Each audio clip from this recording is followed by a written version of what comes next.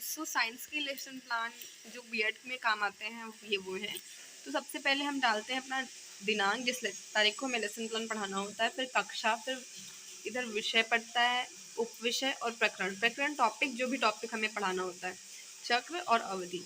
तो सबसे पहली हेडिंग जो होती है वो होती है सामान्य उद्देश्य की। इसमें लगभग मैंने 6 पॉइंट लिखे हैं। अगर आपको ज़्यादा लिखने हैं तो आप लिख सकते हैं, मतलब 6 इज़ इनफ। छात्रों में विज्ञान के प्रति रुचि उत्पन्न करना और उनकी मानसिक शक्तियों का विकास करना। सेकंड, छात्रों में विज्ञान के तथ्यों, प्रत्ययों एवं नियमों का ज्ञान देना। छात्रों में वैज्ञानिक दृष्टिकोण विकसित करना।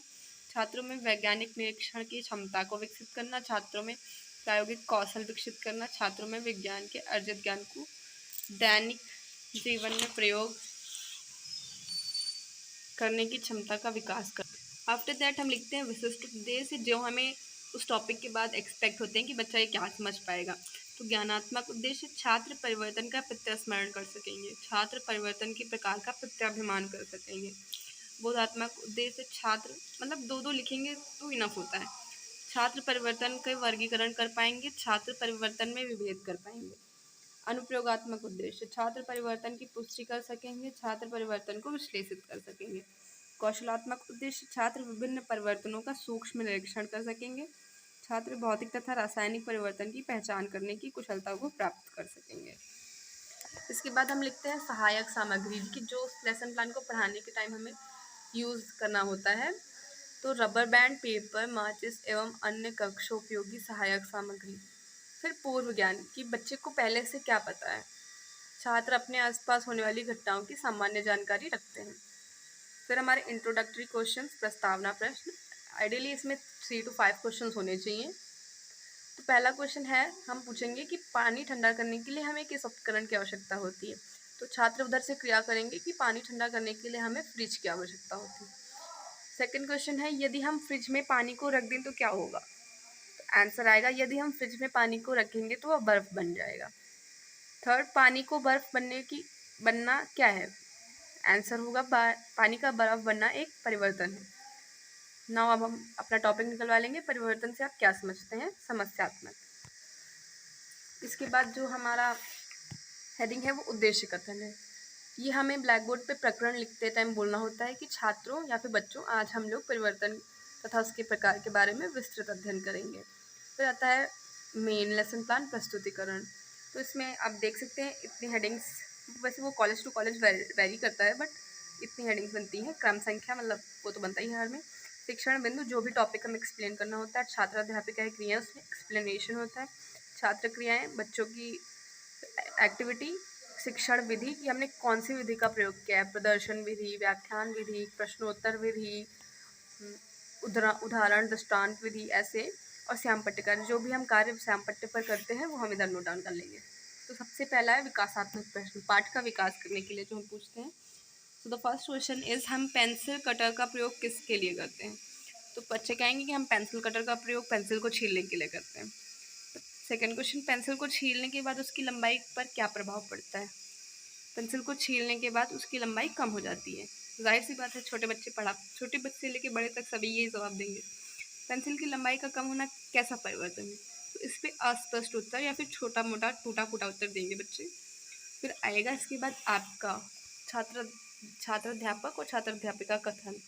तो हम अब जो टॉपिक यहाँ एक्सप्लेन करने वाले हैं वो लिखते हैं परिवर्तन, कि किसी पदार्थ, सॉलिड, लिक्विड या गैस के आकार, गुणों, आकृति, प्रकृति में होने वाला किसी भी प्रकार का परिवर्तन, बदलाव या चेंज परिवर्तन कहलाता है। और इधर छात्र ध्यानपूर्वक सुनेंगे। कौन सी विधि, व्याख्यान विधि। और ये मैंने ब्लैक बोर्ड पे लिखा था। परिवर्तन क्या होता है, गुण में परिवर्तन, आकार में परिवर्तन, प्रकृति में परिवर्तन। इसके बाद कुछ उदाहरण दिए थे परिवर्तन के उदाहरण, जैसे फल का पकना, बच्चे का बड़ा होना, बालों का सफ़ेद होना, दूध का दही बनना, मौसम का बदलना आदि। फिर परिवर्तन के प्रकार, हमारे आसपास प्रकृति में कई प्रकार के परिवर्तन होते रहते हैं, अतः परिवर्तन का वर्गीकरण निम्न प्रकार से है। पहला, भौतिक परिवर्तन, रासायनिक परिवर्तन, मंद तथा तीव्र परिवर्तन, नियमित व अनियमित परिवर्तन। ये हमारी पहली व्याख्या थी। हम लगभग 3 बार व्याख्या करते हैं, 2 से 3 बार। तो फिर से हम अपने आगे के टॉपिक पे जाएंगे, विकासात्मक प्रश्न। परिवर्तन के कुछ प्रकार बताइए। भौतिक परिवर्तन, रासायनिक परिवर्तन, तीव्र परिवर्तन, मंद परिवर्तन, ये बच्चे बोलेंगे। कौन सी विधि? प्रश्नोत्तर विधि। इसके बाद परिवर्तन के कुछ उदाहरण बताइए। बर्फ का जमना, फल का पकना, ये भी बच्चे बताएंगे। जो हमने पढ़ाया उसी से क्वेश्चंस करने होते हैं। फिर बर्फ का पिघलना कैसा परिवर्तन? इस पे अस्पष्ट या फिर थोड़ा बहुत प्रयास करते हैं बच्चे, ऐसा उत्तर लिखना है। फिर हम अपना टॉपिक जो हम एक्सप्लेन कर रहे हैं वो कथन लिखेंगे। भौतिक परिवर्तन एक्सप्लेन कर रहे हैं, वे परिवर्तन जिनमें पदार्थ की सिर्फ बाहरी संरचना में बदलाव हो, भौतिक परिवर्तन कहे जाते हैं। छात्र क्रिया में छात्र ध्यानपूर्वक सुनेंगे। व्याख्यान विधि ब्लैक बोर्ड पर लिख दिया। भौतिक परिवर्तन के गुण क्या होते हैं? कि इसमें कोई भी नया पदार्थ नहीं बनता। भौतिक परिवर्तन अस्थायी परिवर्तन होते हैं, इसके गुण बता दिए। सामान्यतः उत्क्रमणीय परिवर्तन होते हैं, पदार्थ को पुनः पूर्व स्थिति में प्राप्त किया जा सकता है। अब भौतिक परिवर्तन के कुछ उदाहरण दे दिए। पेपर का मुड़ना, भालू का पानी में मिलना, वाष्पीकरण, संघनन, पानी का बर्फ बनना, रबर बैंड का खिंचना। कुछ क्रियाकलाप भी आप कर सकते हैं अपनी क्लास को इंटरैक्टिव बनाने के लिए और अपने शिक्षण प्रदर्शन को अति उत्तम बनाने के लिए। तो मैंने रबर बैंड खींच कर दिखाया था, वही लिखा हुआ है कि अगर हम रबर बैंड को खींचते हैं तो इसके आकार में चेंज हो जाता है, लेकिन अगर हम उसे छोड़ देते हैं तो वो वापस से उसी आकार में चला जाता है। प्रदर्शन विधि, और ये मैंने जो वहाँ पे करके दिखाया था उसका चार्ट भी बनाया है। आप भी ऐसे छोटे छोटे चार्ट बनाएंगे तो आपकी कॉपी बहुत प्रभावशाली लगेगी।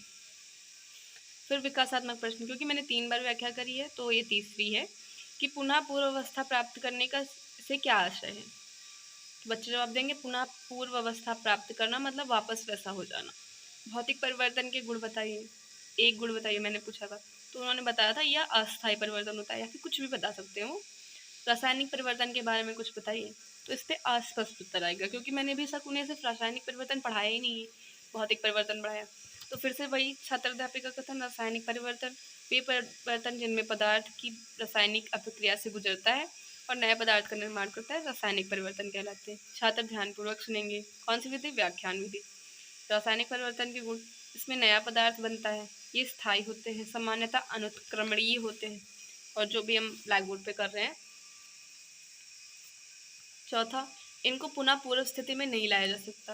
रासायनिक परिवर्तन के उदाहरण दिए थे दीपक का जलना, लोहे पर जंग लगना, खाना पकना, दूध का दही बनना, भोजन का ऊर्जा में परिवर्तन, लकड़ी का कोयला बनना। फिर मैंने एक क्रियाकलाप किया था कि एक पेपर लिया था और उसमें माचिस से आग लगा दी थी, जिससे थोड़ी देर बाद राख हो गया था। फिर मैंने बच्चों से पूछा था कि क्या हम इस राख को वापस से पेपर बना सकते हैं, तो बच्चों ने कहा था नहीं। तो यही मैंने क्रियाकलाप करके भी दिखाया था और ये मैंने यहाँ पे चार्ट पर प्रदर्शित भी किया है। तो जो भी क्रियाकलाप आप करें उनका कुछ ना कुछ इसमें डाल दें ताकि पता रहे।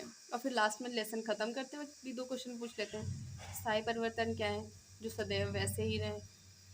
रासायनिक परिवर्तन की विशेषता बताइए, स्थायी तथा नया उत्पाद बनाते हैं। ये हमारा खत्म हो गया लेसन प्लान। और उसके बाद बोधात्मक प्रश्न, मतलब लेसन प्लान पढ़ाने के बाद हम ऐसे ओरली क्वेश्चन पूछते हैं कि ये क्वेश्चन बच्चे को आ गए होंगे। परिवर्तन से आप क्या समझते हैं? परिवर्तन के प्रकार के नाम बताइए। भौतिक परिवर्तन किसे कहते हैं? भौतिक परिवर्तन के 2 उदाहरण बताइए। रासायनिक परिवर्तन को परिभाषित करें। रासायनिक परिवर्तन के कुछ गुण बताइए। रासायनिक परिवर्तन के कुछ उदाहरण बताइए।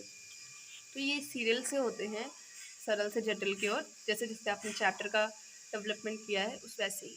फिर ये पुनरावृत्ति प्रश्न है, मतलब रिवीजन के लिए, ऐसे एमसीक्यू टाइप्स के आप अपने रोलिंग बोर्ड में लिख के ले जाते हैं इनको। तो मैचिंग हो सकती है, ट्रू फॉल्स हो सकते हैं, फिलिंग द ब्लैंक्स हो सकते हैं। पहला क्वेश्चन था पदार्थ के गुणों में बदलाव क्या परिवर्तन कहलाता है, तो इसमें वो बच्चे बताएंगे ट्रू है या फॉल्स। भौतिक परिवर्तन उत्क्रमणीय होते हैं, ट्रू है या फॉल्स। लोहे पर जंग लगना भौतिक परिवर्तन है। श्याम पर वो रासायनिक परिवर्तन में नया पदार्थ निर्मित होता है, ट्रू और फॉल्स। रबर बैंड का खींचना रासायनिक परिवर्तन है, ट्रू और फॉल्स। फिर लेखन और निरीक्षण कार्य, ये जो हम लिख के ले जाएंगे इनके आंसर जब वो बताएंगे तो हम उनको बोर्ड पे लिखेंगे, या फिर ये क्वेश्चंस भी बोर्ड पे लिख सकते हैं। तो ये हम उनको लिखने के लिए कह देंगे कि छात्र अध्यापिका छात्रों को सैमपट्ट कार्य देकर लिखने को कहेंगी तथा कक्षा में घूम घूम कर निरीक्षण करेंगे। फिर उसके बाद लेसन खत्म हो गया है, पढ़ा लिया है, उसके बाद हम उनको होमवर्क दे देंगे। भौतिक तथा रासायनिक परिवर्तन में अंतर लिखिए, अपने आसपास होने वाले परिवर्तनों को वर्गीकृत कर सूची तैयार करें। उसके बाद हमारा लेसन प्लान खत्म हो जाएगा। So this is all about a lesson plan of science. Science की लेसन प्लान को मैंने हिंदी में बनाया है, तो अगर आपको अच्छा लगे तो प्लीज़ लाइक और इसे शेयर करें, क्योंकि लेसन प्लान बनाने में बहुत मेहनत लगती है, तो आपका भी काम आसान होगा और दूसरों का भी।